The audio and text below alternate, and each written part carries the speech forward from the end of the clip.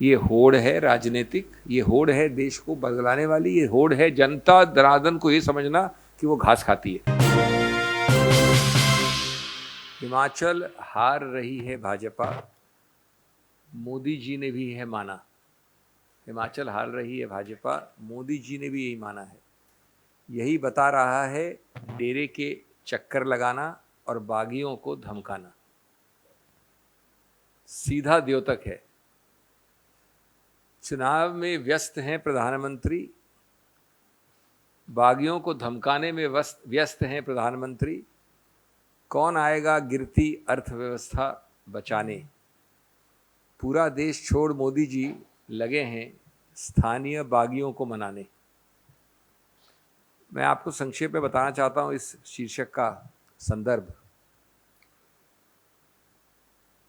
दोस्तों, वीडियो कल से है वायरल, सबके पास, आप लोगों के पास होगा, नहीं है तो हमारे डिपार्टमेंट में भिजवा दिया है आपको।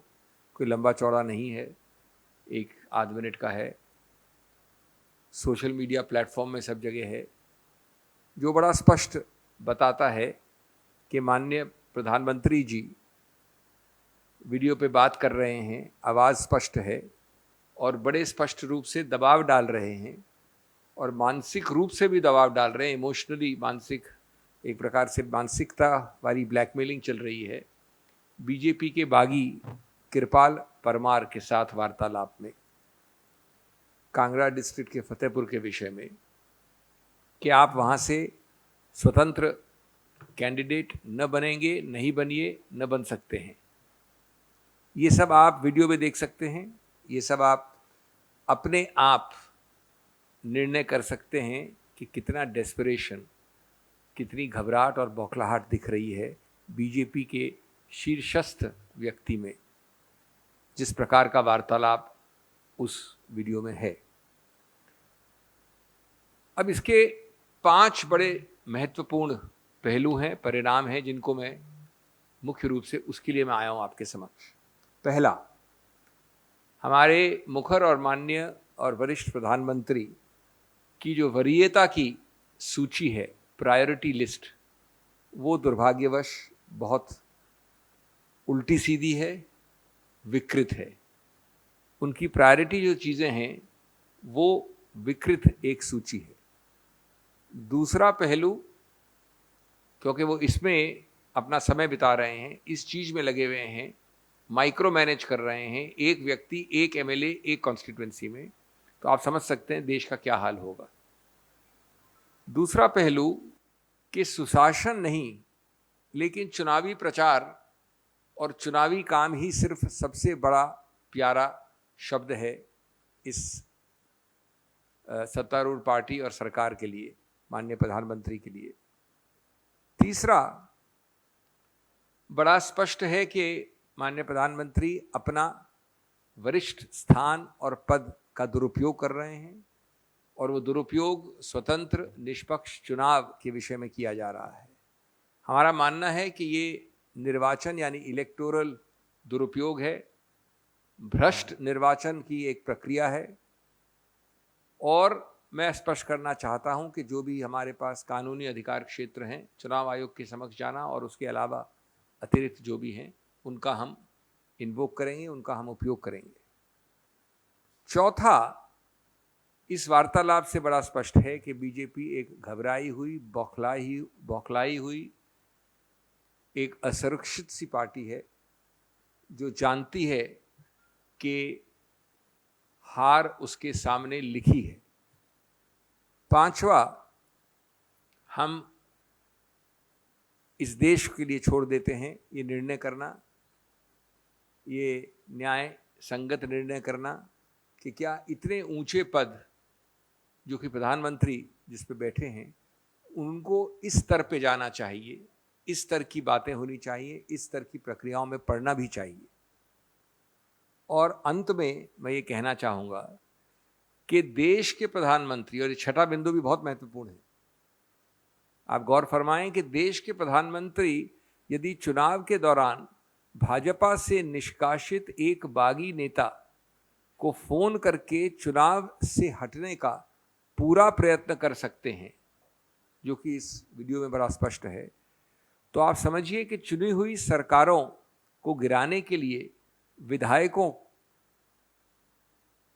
को बीजेपी के पाले में लाने के लिए क्या कुछ नहीं होता होगा, जिसके अंदर हम जानते हैं, प्रमाणित है पुराने ट्रैक रिकॉर्ड द्वारा कि बीजेपी के पास पीएचडी है, चाहे वो कर्नाटक से हो, महाराष्ट्र से हो, गोवा से हो, मणिपुर से हो, और इसके अतिरिक्त कई और ऐसे मील पत्थर।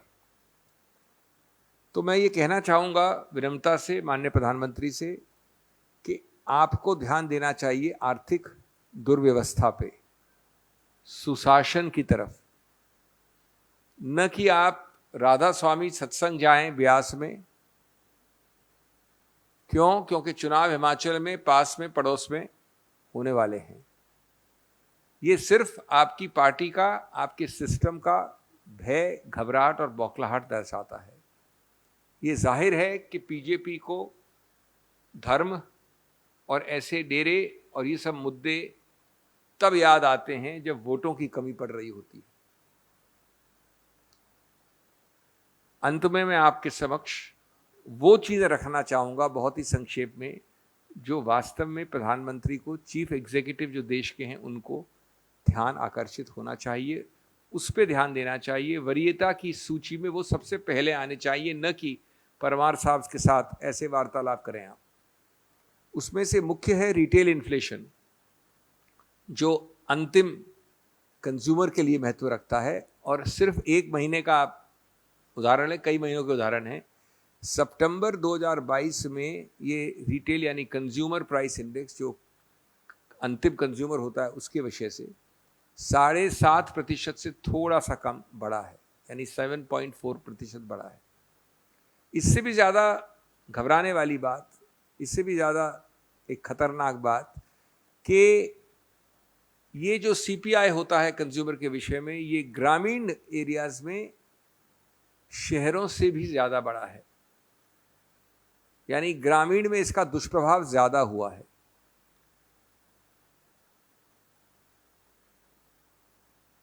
इसका मुख्य कारण है खाद्य पदार्थों की कीमतें, जो सीधा आम आदमी के पेट पे लात मारती हैं।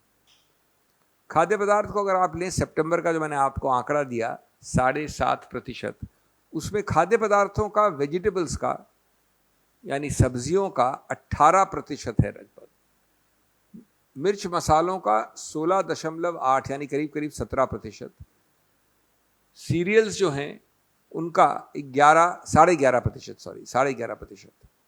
ये जो 3 आंकड़े दिए मैंने आपको, सब्जियों के, मिर्च मसालों के और सीरियल्स के, ये सितंबर 2013 के बाद हाईएस्ट, सबसे ऊंचे आंकड़े हैं, यानी 9 वर्षों के सबसे बड़े। साथ साथ इन्फ्लेशन बढ़ना, कीमतें बढ़ना जाहिर है, क्योंकि उत्पादन की दर 0.7% यानी 0.7% गिरी है। और अंत में रोजगार, जिसको तो खैर भूल ही गई है ये सरकार, माननीय प्रधानमंत्री भूल गए अपने वक्तव्यों को।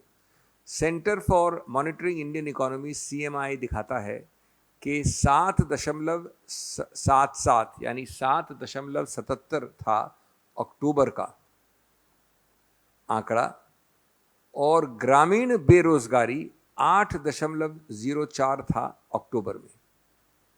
मैंने आपको बहुत कम आंकड़े दिए हैं, लेकिन ये उनसे आप कंट्रास्ट करिए जो वरीयता की सूची, MLAs बागियों को धमकाना, दबाव डालना, धर्मस्थानों को चक्कर लगाना डेराओं के, और चुनावी प्रचार में लगना, उस वरीयता की सूची में ऐसे आंकड़े बहुत महत्व रखते हैं।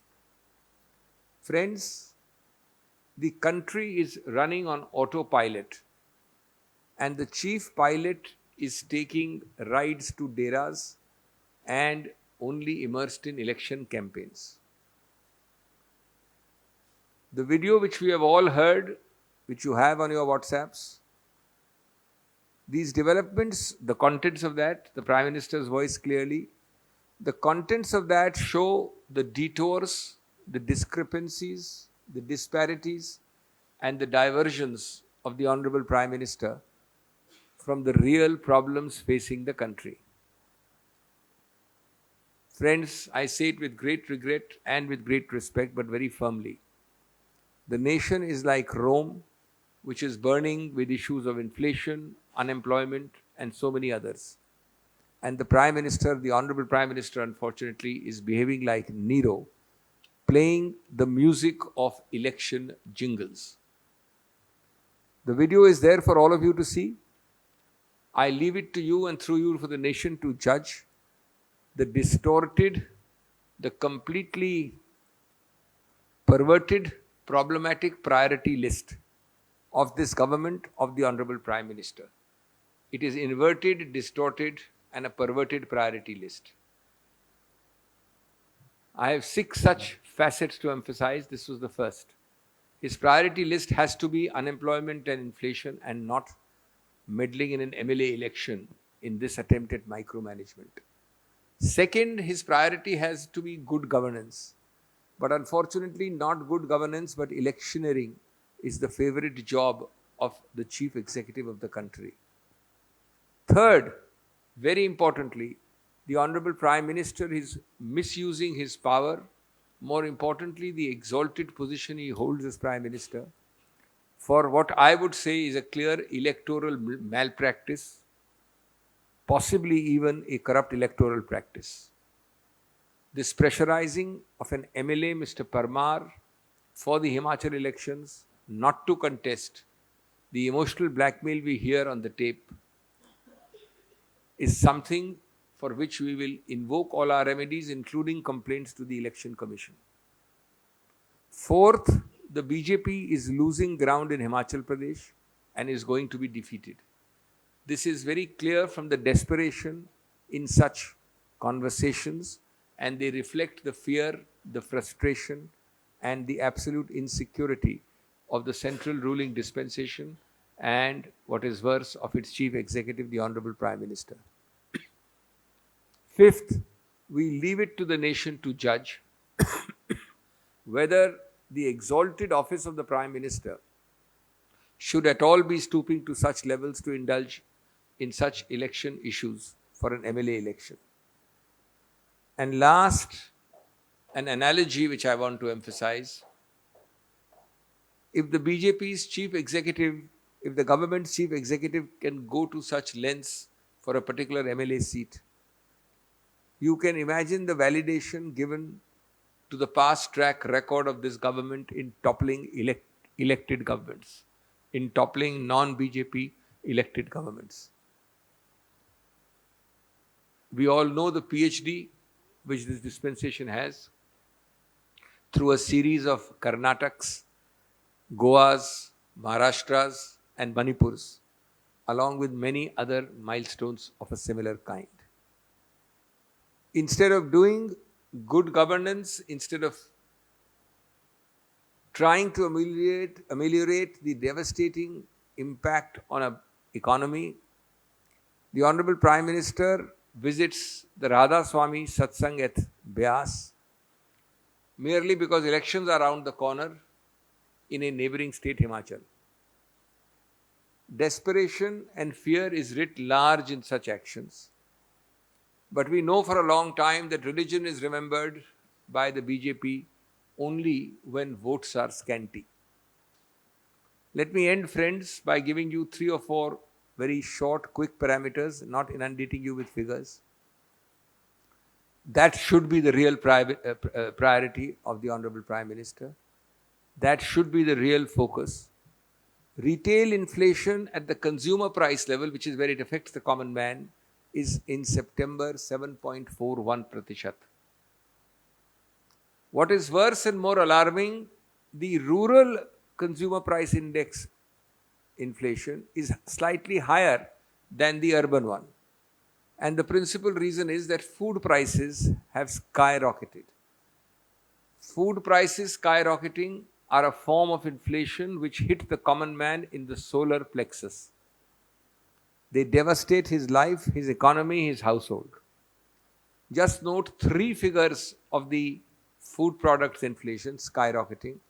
Vegetables in September have inflated by 18.05%.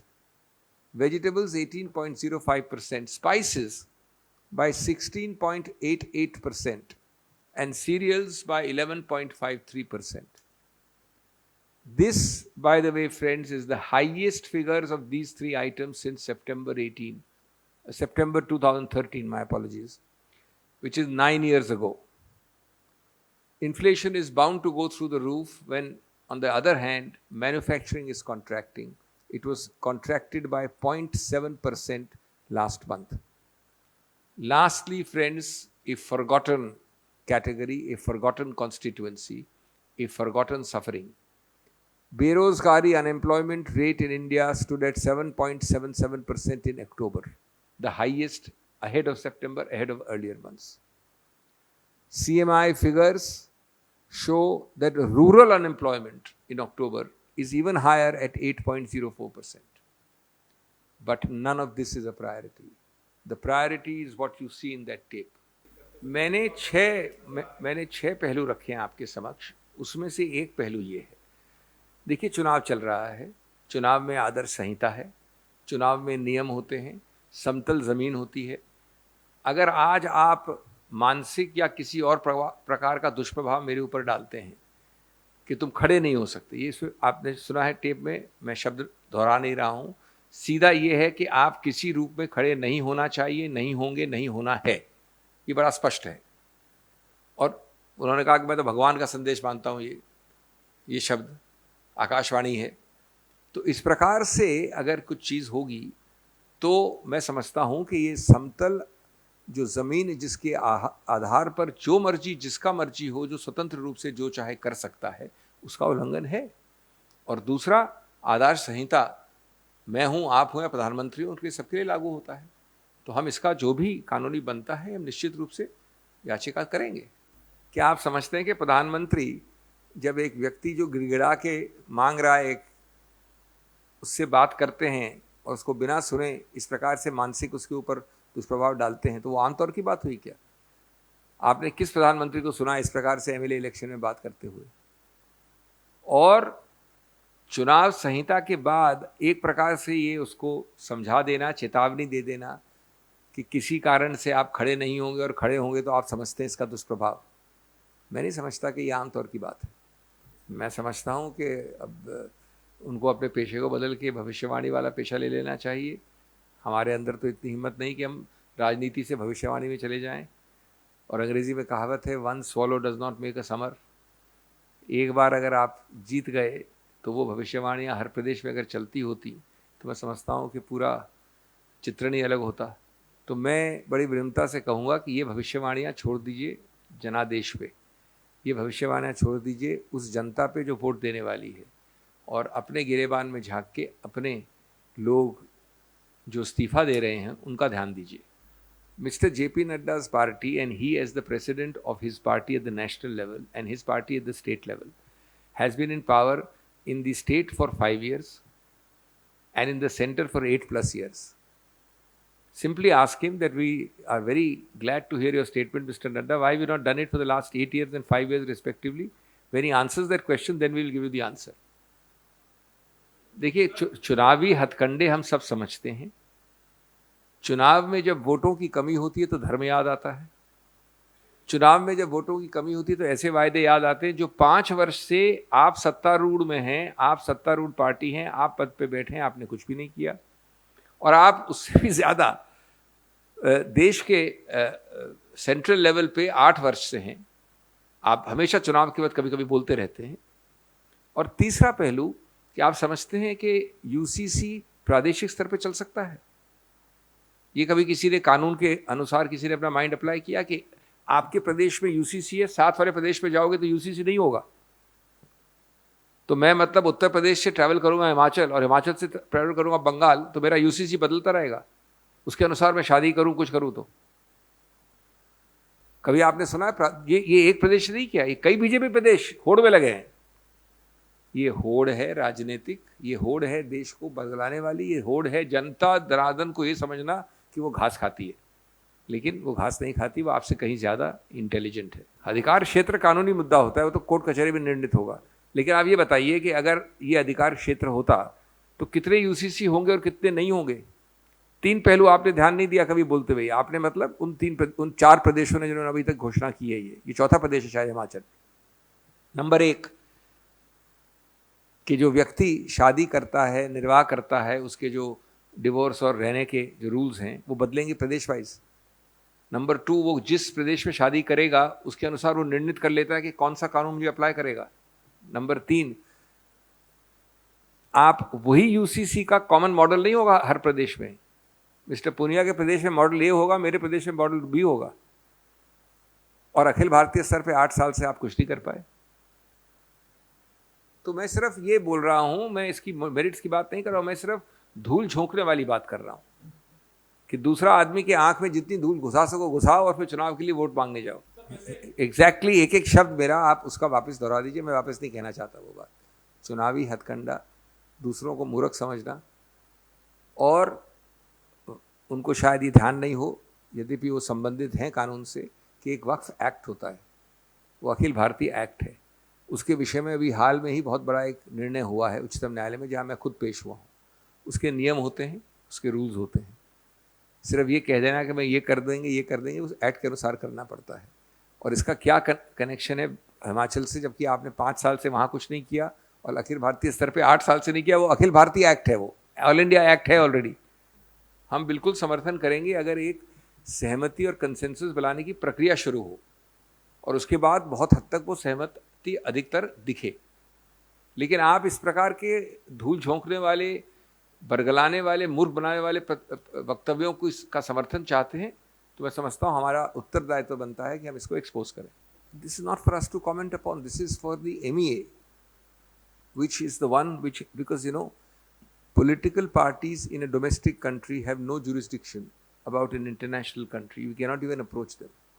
I think this is only an interim or a one report, that too not by the official agencies. As and when it comes, we will see it, but we are very happy if there is a report which is objective, provided its worth is proved, and this is for the MEA to take up. And unless the Government of India issues an official statement, there is nothing for us to react upon. We will react only when the Government of India takes an official stand. Let the Government of India say what they want to say on this.